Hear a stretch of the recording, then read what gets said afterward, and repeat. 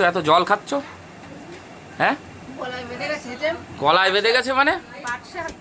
হ্যাঁ, পাট শাক খেলে আবার গলায় বাঁধে? পাট শাক খেলে গলায় বাঁধে? কাতলা কালিয়া, ওরে বাবা, এ খেয়ে শেষ করা যাবে? লাল লাল ঝাল ঝাল কাতলা কালিয়া, তাই তো? তারপরে মহাশোল মহাশোল ঝিঙে দিয়ে। আচ্ছা, তারপরে তোমার বাটিতে রয়েছে নারকেল পিস, দীপঙ্কর দার দোকানের নারকেল পিস।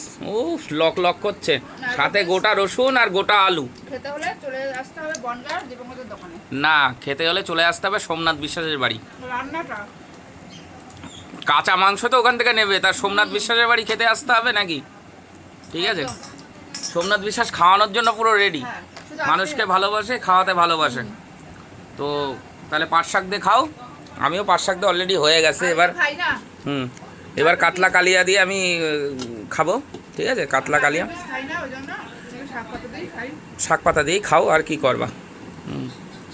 তো কাতলা কালিয়া দিয়ে এখন প্রথম বাইটটা করবো।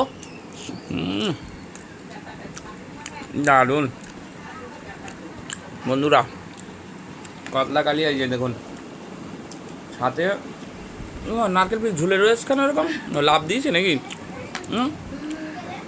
লাভ দিয়েছে, শেষ গামলা পাকা, শুধু আলু আর রসুন পড়ে আছে, দেখেন।